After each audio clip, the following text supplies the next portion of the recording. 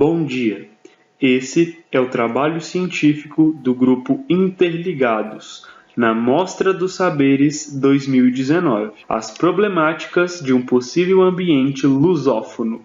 A dominação romana sobre a Península Ibérica instalou na região o dialeto latim vulgar, que, por sua vez, era diferente do latim clássico, pois o primeiro era falado pelo povo comum, como os soldados, já o segundo, falado pelas altas classes sociais. Esta língua miscigena-se com os substratos linguísticos já presentes na região, dando origem a línguas modernas chamadas de neolatinas, dentre elas o galego-português.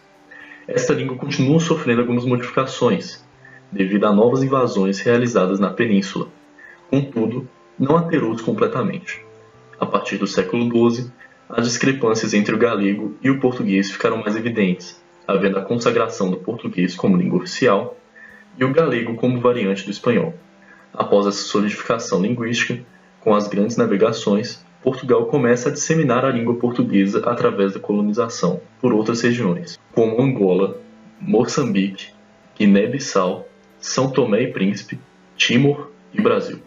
Trazendo ao tempo atual, a língua portuguesa encontrou uma grande quantidade de variantes extraoficiais ou não idênticas ao dialeto originário de Portugal. Basicamente, todos os países que herdaram a língua criaram suas próprias variações.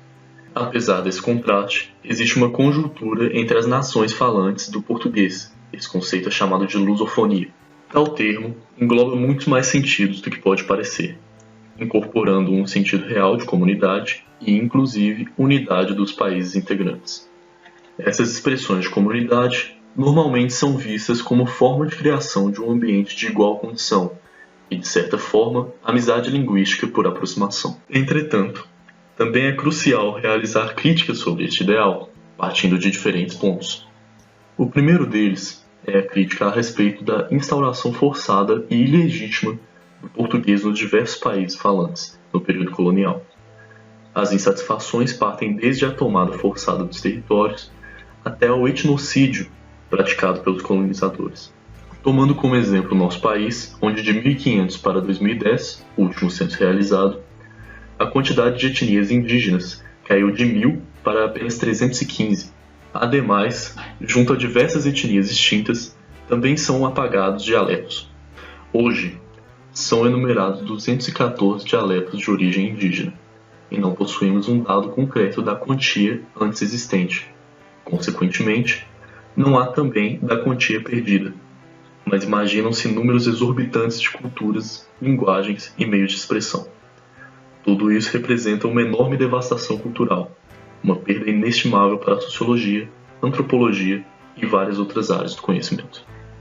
A relação entre originários do território brasileiro e os europeus foi marcada por grandes tensões a partir da representação da vontade do português de ocupar e explorar a terra achada. Essas tensões apresentaram inúmeras articulações por parte dos colonizadores para viabilizar a dominação e imposição sobre os indígenas. Algumas ações foram a manipulação ideológica, criando conflitos por falsas motivações entre as diferentes etnias indígenas, a jurisdição que legalizava a caça contra culturas locais, proibindo cultos religiosos, rituais tradicionais e, inclusive, proibindo a utilização de dialetos próprios. Tudo na intenção de diminuir tanto culturalmente quanto numericamente a população indígena.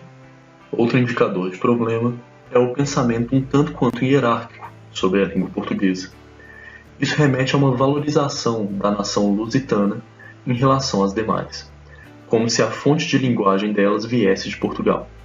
Esse pensamento, por conseguinte, revela uma possível desvalorização das especificidades linguísticas de cada região. No Brasil, possuímos em todas as 5 regiões variedades linguísticas únicas e marcantes, carregadas da história e cultura de todo um povo.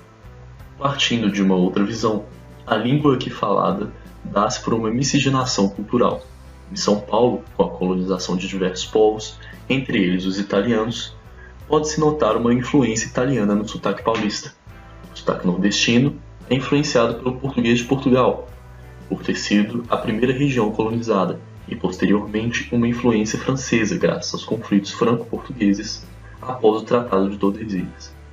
No sul, esta influência foi feita principalmente por alemães, italianos e outros povos do leste europeu. O norte, por sua vez, foi amplamente influenciado pela cultura de etnias indígenas pertencentes ao local. O centro-oeste também sofre influências indígenas e dos bandeirantes, miscigenando-os. Esse mesmo desdobramento é encontrado em todas as outras colônias, representando que a língua originária do latim vulgar se encontra em diversos lugares, já modificada profundamente. Essa hierarquização pode mascarar preconceitos linguísticos. Como podemos perceber em nossa nação, um pensamento bastante popular é o de existir um falar certo e falar errado, no qual o primeiro é aquele da norma culta padrão da língua, e o segundo é o falado comumente entre a população. O problema se encontra no menosprezo do português falado comumente para a exaltação da norma padrão, tratando-a como a mais importante, quando na realidade ambas são essenciais na formação da identidade cultural. Infelizmente, muitas pessoas acabam por cometer atos preconceituosos com diferentes falantes, e nada impede que o mesmo poderia acontecer em uma comunidade lusófona, ainda mais referenciando o português como unidade entre os países. Por fim, a reunião de fatos presentes evidencia uma dura realidade. Nós, muito possivelmente, não estamos preparados para uma lusofonia.